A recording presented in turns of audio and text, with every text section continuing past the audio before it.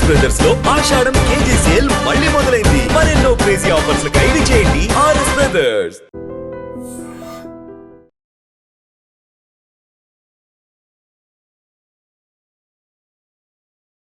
నమస్తే, welcome to I dream talking point with కవిత.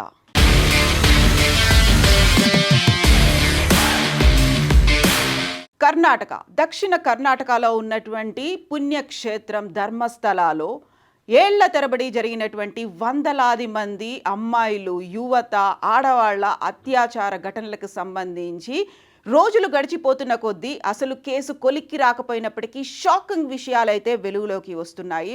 ధర్మస్థల పుణ్యక్షేత్రంలో గతంలో పనిచేసినటువంటి శానిటేషన్ వర్కర్ చేసినటువంటి ఆరోపణలు, దానికి తగ్గట్టుగా అతను సాక్ష్యాధారాలను చూపించినప్పటికీ కూడా ఇంకా నమ్మకం కలగట్లేదు. పోలీసుల దగ్గర నుంచి మాకు కావాల్సినటువంటి న్యాయం జరుగుతుంది అనేటువంటి నమ్మకం లేదు అనేటువంటి బాధిత కుటుంబాల సంఖ్య రోజురోజుకి పెరుగుతోంది. ఎట్ ద సేమ్ టైం గతంలో ధర్మస్థల పుణ్యక్షేత్రానికి సంబంధించి ఎవరైతే ట్రస్ట్ మెంబర్స్ ఉన్నారో, దాంతోపాటుగా ట్రస్ట్ బోర్డ్, అలాగే ఫ్యామిలీకి సంబంధించినటువంటి వారి మీదే ఇప్పుడు ఆరోపణలు వెల్లువెత్తుతున్నాయి. ఈ కేసు జూలై 3న వెలుగులోకి వచ్చింది. గతంలో ధర్మస్థల పుణ్యక్షేత్రంలో శానిటేషన్ వర్కర్గా పనిచేసినటువంటి వ్యక్తి 10 ఏళ్ల తర్వాత బయటికి వచ్చి పోలీస్ కంప్లైంట్ ఇచ్చాడు. 164 పేజీల పోలీస్ కంప్లైంట్ అనేది ఇచ్చాడు. ఆ 20 ఏళ్ల కాలంలో తను 1995 నుంచి 2014 వరకు శానిటేషన్ వర్కర్గా ధర్మస్థల పుణ్యక్షేత్రంలోనే వర్క్ చేశాను. ఆ సమయంలో జరిగినటువంటి హత్యాకాండలు, అందులో 12 ఏళ్ల చిన్నారుల దగ్గర నుంచి మహిళలు, అమ్మాయిలు ఉన్నారు. వారందరి మీద అత్యాచారం చేసినట్టుగా ఘటనలు ఉన్నాయి. నా చేతులతో నేనే స్వయంగా వారందరినీ పాతి పెట్టాను. ఒక్కోసారి పెట్రోల్, డీజిల్ పోసి కూడా తగలబెట్టాను. కొన్నిసార్లు అక్కడే ధర్మస్థల పుణ్యక్షేత్రానికి ఆనుకొని ఉన్నటువంటి నేత్రావతి నదిలో కూడా వాటిని వదిలేశాను అని ఆ మాట చెప్పి, దానికి సంబంధించి తన 2 లాయర్లతో కలిసి ధర్మస్థల పోలీస్ స్టేషన్కి చేరుకున్నారు. ఆ శానిటేషన్ వర్కర్ కరెక్ట్గా జూలై 11న తన 2 లాయర్లతో కలిసి, జూలై 11న బెల్తంగడి కోర్టుకి తన 2 లాయర్లతో కలిసి ఆ శానిటేషన్ వర్కర్ వచ్చినప్పుడు కూడా తను గతంలో పాతి పెట్టినటువంటి ఒక మహిళ స్కెలిటన్ని బ్యాగ్లో వేసుకొని తీసుకొచ్చి కోర్టుకి సబ్మిట్ చేసినప్పటికీ కూడా పోలీసులకి ఆ కంప్లైంట్ చేసినటువంటి ఆ మాజీ శానిటేషన్ వర్కర్ మీదే అనుమానాలు ఉన్నాయి. ఎందుకని 10 ఏళ్ల పాటు కనిపించకుండా పోయాడు? ఇప్పుడు సడన్గా బయటికి రావడం వెనకాల ఉన్నటువంటి మర్మం, మతలబు ఏంటి? తనకి బ్రెయిన్ మ్యాపింగ్ టెస్టులు చేయాలి, ఫింగర్ ప్రింటింగ్ టెస్టులు చేయాలి, నార్కో అనాలిసిస్ టెస్టులు చేయాలి అనేది పోలీసులు ముందు నుంచి వాదిస్తూనే వచ్చారు. జూలై 11న తనని బెల్తంగడి కోర్టులో హాజరుపరిచినప్పటికి కూడా పోలీసులు నమ్మకం కుదరలేదు. అయితే సీఎం సిద్ధరామయ్య మాత్రం ఇది దేశవ్యాప్తంగా సంచలనం కలిగించి ఒక పెద్ద ఎత్తున చర్చకు దారితీయడంతో 4 పోలీస్ ఉన్నతాధికారులతో స్పెషల్ ఇన్వెస్టిగేషన్ టీమ్ సిట్ను ఏర్పాటు చేసినప్పటికీ బాధిత కుటుంబాలు మాత్రం ఆ కేసుని సిబిఐకి అప్పగించాలి అనేటువంటి డిమాండ్ని పదే చేస్తూ వస్తున్నారు.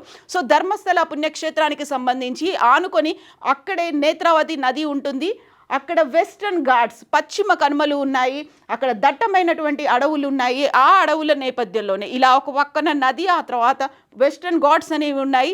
ఆ నదులు అక్కడే మేము నా చేతులతో వారిని వదిలేశాను. ఇక బెల్తంగడికి సంబంధించి చుట్టుపక్కల ఉన్నటువంటి విలేజెస్ కూడా గత కొన్నేళ్లుగా, అంటే ఆల్మోస్ట్ కొన్ని దశాబ్దాలుగా అక్కడ నదితో పాటుగా వెస్ట్రన్ ఘాట్స్ అడవుల్లో బోల్డ్ అన్ని డెడ్ బాడీస్ని చూసాము. వాటిని ప్రాపర్గా ఖననం చేయకపోవడం వల్ల, చాలా లోతుగా తీసి తవ్వి పెట్టకపోవడం వల్ల, పైనే మట్టి కప్పి పెట్టడం వల్ల వర్షానికి అవి కొట్టుకుపోవడంతో అక్కడ వైల్డ్ బోర్స్, అడవి పందులతో పాటుగా అడవి మృగాలు ఆ శవాల్ని పీక్కు తినడం మా కళ్ళారా మేము చూసాము అనేటువంటి బెల్తంగడి చుట్టుపక్కల, ఆ తర్వాత ధర్మస్థల చుట్టుపక్కల ఉన్నటువంటి గ్రామస్తులు చెప్పినటువంటి ఒక వాదన. వీళ్ళందరూ చెప్తున్న దాన్ని బట్టి చూస్తే కరెక్ట్గా ఈ అంశానికి సంబంధించే ప్రధానమైనటువంటి పర్సన్ అందరూ వేలెత్తి చూపిస్తోంది, ఆరోపిస్తోంది ధర్మస్థల పుణ్యక్షేత్రానికి ట్రస్ట్గా ఉన్నటువంటి వీరేంద్ర హెగ్గడే కుటుంబానికి సంబంధించి. యాక్చువల్గా ఈ వీరేంద్ర హెగ్గడే ఎవరు? తను జైన మతస్థుడు అయినప్పటికీ కూడా ధర్మస్థల పుణ్యక్షేత్రం మంజునాథ స్వామి కొలువై ఉన్నటువంటి ఆ క్షేత్రంలో 800 సంవత్సరాలుగా వీరేంద్ర హెగ్గడే కుటుంబ సభ్యులే ట్రస్ట్ మెంబర్స్గా ఉంటున్నారు. వాళ్ళ ఆధ్వర్యంలోనే ధర్మస్థల పుణ్యక్షేత్ర ట్రస్ట్ అనేది జరుగుతోంది. సో ఈ కుటుంబ పరంపరలో వంశపారంపర్యంగా వీరేంద్ర హెగ్గడే 21st పర్సన్. యాక్చువల్గా జైనుడు అయినప్పటికీ, జైన మతానికి చెందిన వాళ్ళు అయినప్పటికీ, హిందూ మతానికి చెందినటువంటి ధర్మస్థల పుణ్యక్షేత్రానికి వాళ్ళు ట్రస్ట్ మెంబర్స్గా ఉన్నారు. అండ్ వీరేంద్ర హెగ్గడే చాలా పలుకుబడి ల్యాండ్ లార్డ్గా చెప్తూ ఉంటారు. బాగా డబ్బున్న వాళ్ళు ల్యాండ్ లార్డ్ అని చెప్తుంటారు. వీరేంద్ర హెగ్గడే ప్రస్తుతం రాజ్యసభ ఎంపీ. తనకి గతంలో పద్మభూషణ్తో పాటుగా పద్మ విభూషణ్ అవార్డులు వచ్చాయి. 2022లో రాజ్యసభకి నామినేట్ చేశారు స్వయంగా రాష్ట్రపతి రామ్నాథ్ కోవింద్. తను చేసినటువంటి సేవా రంగంలో భాగంగా Rajya Sabha సభ్యుడయ్యారు. At the same time Shri Dharmasthala క్షేత్రం SDM ఎడ్యుకేషనల్ సొసైటీకి కూడా తను ప్రెసిడెంట్గా ఉన్నారు. తన చుట్టూ, తన కుటుంబ సభ్యుల చుట్టూ, ట్రస్ట్ బోర్డు మెంబర్ల చుట్టూ ఈ వాదనంతా కొనసాగుతూ వస్తుంది. వాళ్ళు చేసినటువంటి పని వల్లే ఇప్పటికీ చాలా పవర్ఫుల్ పర్సన్స్ కాబట్టి ఇక్కడ కేసును నీరుగార్చారు. ఇదే వాదన ఎక్స్ శానిటేషన్ వర్కర్ కూడా తను అదే మాట చెప్తూ వస్తున్నారు. చాలా పలుకుబడి ఉంది కాబట్టి తనను బెదిరించారు. తను కనుక ఖననం చేయకపోతే, వాటిని శవాలను కనుక పడేయకపోతే తన మీద కేసులు పెడతాము, లేకుంటే తనని చంపేస్తామని బెదిరించారు. ఎట్ ద సేమ్ టైం తన ఫ్యామిలీకి చెందినటువంటి ఒక ఆడపిల్ల మీద కూడా అఘాయిత్యం చేయబోయేసరికి తనను తప్పించుకొని ఇంకో ఊరికి తీసుకెళ్ళిపోయాను, 10 ఏళ్ల పాటు అజ్ఞాతంలో ఉన్నాను, ఇప్పటికీ కూడా నేను ఎవరినైతే ఖననం చేశానో, ఎవరినైతే శవాలను అలా నదిలో వదిలేశానో వారికి ప్రాపర్గా అంత్యక్రియలు జరగలేదు అనేటువంటి గిల్టీ ఫీలింగ్ నాలో ఉంది. ఆ ఆత్మలు నన్ను వెన్నాడుతున్నాయి అనేటువంటి ఆ భావనతోనే నేను ముందుకొచ్చాను అని ఎవరైతే కంప్లైంట్ చేశారో తను చెప్పాడు. యాక్చువల్గా ఇప్పుడు మనం చూస్తున్నటువంటి ఈ 2 ఫోటోలకి సంబంధించి కూడా సో ఈ ఒక తల్లి ఇప్పటికీ కూడా పోరాడుతోంది. తన కూతురు 17 ఏళ్ల తన కూతురు ఈ SDMకి సంబంధించినటువంటి స్కూల్స్లోనే చదివేది. తను సడన్గా అబ్స్కాండ్ అయిపోయింది. 17 ఏళ్ల కూతురు ఆ రోజు తాము జరుపుకుంటున్నటువంటి అది పండగ రోజు, ఆ రోజు కూడా ఇంట్లో తినకుండా వెళ్ళిపోయింది, సడన్గా మాయమైపోయింది. ఇంకా ఆ తర్వాత తను కనిపించట్లేదు. ఈ తల్లి ఇప్పటికీ కూడా పోరాటం చేస్తుంది. తను వీరేంద్ర హెగ్గడేకి కుటుంబ సభ్యులు, ఆ తర్వాత ధర్మస్థల పుణ్యక్షేత్రానికి చెందినటువంటి వాళ్ళే తన కూతుర్ని చంపారు అనే మాట. దీంతో పాటుగా ఇంకొక ఫోటోని మనం చూస్తున్నాము. ఈ అమ్మాయి కూడా 20 ఏళ్ల అమ్మాయి, తను మెడికల్ స్టూడెంట్. తను కూడా టెంపుల్కి వెళ్ళింది, దర్శనానికి వెళ్ళింది. అదే తనకి ఆఖరి రోజు అయింది. ఆ తర్వాత 2 డేస్ తర్వాత ఒంటి మీద బట్టలు లేని స్థితిలో ఆ అమ్మాయి డెడ్ బాడీని తల్లి గుర్తించింది. ఇప్పటికీ కూడా తల్లి తన కూతురి ఆనవాళ్ళు ఏవీ లేకుండా చేసుకుంటోంది. ఇంట్లో ఉన్నటువంటి ఫోటోలన్నింటినీ కూడా చింపేసుకుంది. ఎందుకంటే వాటిని చూసిన కొద్దీ తన కూతురే గుర్తొస్తోంది. చివరికి ఇప్పటికైతే ఇన్నేళ్ల తర్వాత అయినా ఈ ఇన్సిడెంట్ బయటకు వచ్చింది కాబట్టి అక్కడ ఊరి వాళ్ళ హెల్ప్తో తన కూతురికి ఇప్పటికైనా చనిపోయి ఇన్నేళ్ల తర్వాత అయినా న్యాయం జరుగుతుంది అనుకుంటే, ఒత్తిడి అనేది విలేజర్ల మీద పెరిగింది కాబట్టి ఎవరైతే పోరాటం చేస్తున్నారో, ఈ కేసులో నేరస్తులు ఎవరైతే ఉన్నారో వాళ్ళకి శిక్ష పడాలి అనేటువంటి పోరాటం చేస్తున్నారో వారు తన ఇంటికి రాకుండా, తన అడ్రస్ చెప్పకుండా అక్కడ ప్రెషర్ అనేది ఉంది కాబట్టి నేనే నా కూతురి ఫోటోతో ఇక్కడ మా ఇల్లు ఉంది అని చూపించుకోవడానికి నేనే అక్కడ రోడ్డు మీద ఏర్పాటు చేశాను అని ఆ తల్లి చెప్తోంది. సో కనీసం ఈ అడ్రస్ చూసైనా నా ఇంటికి వస్తారేమో, నా కూతురికి నాకు న్యాయం జరుగుతుందేమో అనేటువంటి ఒక అభిప్రాయాన్ని ఆ తల్లి వ్యక్తం చేస్తోంది. సో ఇప్పుడు బెల్తంగడి ధర్మస్థల పుణ్యక్షేత్రం ఇప్పుడు వార్తల్లో నిలిచింది. సీఎం సిద్ధరామయ్య అయితే 164 పేజీల స్టేట్మెంట్ని ఆ ఎక్స్ శానిటేషన్ వర్కర్ ఇచ్చాడని చెప్తున్నప్పటికీ కరెక్ట్గా ఇప్పుడు వీరేంద్ర హెగ్గడేకి సంబంధించే మొత్తం అందరూ అక్కడే దృష్టి పెట్టారు. ఆయన ఆధ్వర్యంలో నడిచినటువంటి ట్రస్ట్లోనే ఇలాంటి అఘాయిత్యాలు జరిగాయి అనే మాట.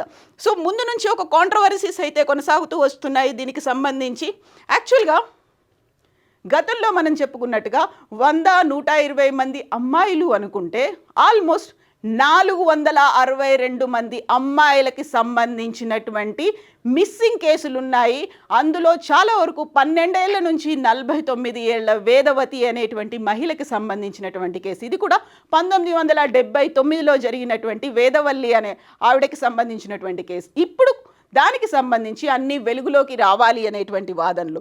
సో 462 మంది మిస్సింగ్ కేసులు ఉన్నాయి. అందులో అసహజ మరణాలు అనేవి ఉన్నాయి. చాలా వరకు ఆ డెడ్ బాడీస్ మీద గాయాల గుర్తులున్నాయి, అత్యాచారం జరిగినటువంటి ఆనవాళ్లు ఉన్నాయి. ఒంటి మీద బట్టలు లేని సిచ్యువేషన్లో వాళ్ళని ఉరి తీయడమో లేకుంటే రాళ్లతో కొట్టి చంపడమో, అపస్మారక స్థితిలోకి వెళ్ళిన తర్వాత ఊపిరాడకుండా చేయడమో, ఇలాంటి సంఘటనలు జరిగాయి అనే మాట ఆ శానిటేషన్ వర్కర్ అయితే పదే పదే చెప్తున్నాడు. ఇక కోర్టుకి తీసుకొచ్చినప్పుడు తన బ్యాగ్లో ఒక స్కెలిటన్ని తీసుకొచ్చిన తర్వాత రుజువుల్ని చూపించడానికి, నిజంగా ఇది జరిగింది అనే సాక్ష్యాలను చూపించడానికి ఆ ప్రాంతానికి నేను వెళ్తాను, నాతో పాటుగా మీరు రండి అని పోలీసులకి చెప్పినప్పటికీ తనతో పాటుగా 2 లాయర్లు కలిసి నేత్రావతి నది ఒడ్డున ఒక ప్రాంతానికి వెళ్ళి వెయిట్ చేసినప్పటికీ పోలీసులు రాలేదు. వాళ్ళకి నేను స్వయంగా అక్కడ జరిగినటువంటి మారణకాండ, హత్యాకాండ, అత్యాచార ఘటనలకు సంబంధించి సాక్ష్యాలు చూపిస్తానని చెప్పినప్పటికి కూడా పోలీసులు రాలేదు అనే మాట ఆ ఎక్స్ శానిటేషన్ వర్కర్తో పాటుగా అడ్వకేట్లు కూడా చెప్తున్నారు. బట్ పోలీసులు చెప్పే మాట, సడన్గా ఈ కేసుని మేము వెలుగులోకి తీసుకొచ్చి ఇన్వెస్టిగేషన్ స్టార్ట్ చేసినప్పుడు ఎక్కడ అబ్స్కాండ్ అయిపోతాడేమో అనేటువంటి నమ్మకంతో ఇప్పుడు ఆయన చెప్పినటువంటి కేసు ఏదైతే ఒక స్కెలిటన్ని తీసుకొచ్చిన తర్వాత పోలీసులు ఒక మెడికల్ టెస్టులు మాత్రమే చేస్తున్నారు తప్ప ఫోరెన్సిక్ టెస్టులకి ఇంకా అంగీకరించలేదు అనేది శానిటేషన్ వర్కర్తో పాటుగా ఆయన అడ్వకేట్లు చెప్తున్నటువంటి మాట. సో మెడికల్ ఎగ్జామినేషన్ కోరుతున్నారు తప్ప, మెడికల్ ఎగ్జామినేషన్ జరగాలి, వైద్య పరీక్షలు జరగాలి అంటున్నారు తప్ప ఫోరెన్సిక్స్ టెస్ట్లు అనేవి ఇంకా జరగలేదు అనే మాట. సో ఈ భిన్నమైనటువంటి అభిప్రాయాలు ఎన్ని ఉన్నప్పటికీ కంప్లీట్గా అక్కడ ధర్మస్థల పుణ్యక్షేత్ర ట్రస్ట్ బోర్డు మెంబర్లు వాళ్ళ ఫ్యామిలీ మెంబర్ల చుట్టే తిరుగుతోంది. ఒక కేసులో శిక్ష పడినప్పటికి కూడా అన్నోన్ పర్సన్కి, ఎలాంటి సంబంధం లేని పర్సన్కి శిక్ష పడింది. ఆ తర్వాత కోర్టు కూడా వదిలేసింది. చివరికి ఆ తల్లి పోరాటాలు చేసి దాన్ని సిఐడికి అటునుంచి సిబిఐకి అప్పగించాలని కోరినప్పటికి కూడా అది ఇంకా ముందడుగు పడలేదు. సో ఇన్నేళ్ల తర్వాతైనా ఈ అంశం వెలుగులోకి వచ్చింది కాబట్టి కనీసం ఇప్పటికైనా బాధితులకి, బాధిత కుటుంబాలకి న్యాయం జరుగుతుందా అనేది ఒక పెద్ద క్వశ్చన్ మార్క్ అయింది. సిట్ కాకుండా సిబిఐకి అప్పగిస్తే బాగుంటుంది అనేటువంటి డిమాండ్ కూడా పెరిగింది. యాక్చువల్గా ఇప్పటికైతే చెప్తున్నటువంటి ఎక్స్ శానిటేషన్ వర్కర్ చెప్తున్న వివరాల్ని బట్టి చూస్తే వందల సంఖ్యలో జరిగాయి, బట్ 462 మరణాలు సంభవించాయి అనేది, అది కూడా డెకేడ్స్ టుగెదర్, దశాబ్దాల తరబడి కొనసాగుతూనే వస్తున్నాయి. వీటన్నిటికీ సెంటర్ పాయింట్ అయినటువంటి రాజ్యసభ మెంబర్ వీరేంద్ర హెగ్గడేకి సంబంధించి యాక్చువల్గా అటు కేంద్ర ప్రభుత్వం ఇంటర్వ్యూన్ అవుతుందా, కర్ణాటక రాష్ట్ర ప్రభుత్వం అయితే సిట్ని ఏర్పాటు చేసింది. సిట్ ఎన్ని రోజుల్లో తమ రిపోర్ట్ని అందచేస్తుంది. నిజంగా ఇప్పటికీ కంప్లైంట్ చేసినటువంటి వ్యక్తి మీదే అనుమానాలు అనేవి ఎందుకు వినిపిస్తూ ఉన్నాయి? ఆయనకి బ్రెయిన్ మ్యాపింగ్ టెస్ట్ చేయాలని, ఫింగర్ ప్రింటింగ్ టెస్ట్ చేయాలని, ఆయనకి సంబంధించి నార్కో అనాలిసిస్ టెస్టులు చేయాలనేది పోలీసులు ఇంకా ఎందుకు భావిస్తున్నారు? మరోవైపు బాధిత కుటుంబాలకు సంబంధించి సిబిఐకి అప్పగించాలి అనేటువంటి డిమాండ్ ఎందుకు వినిపిస్తోంది?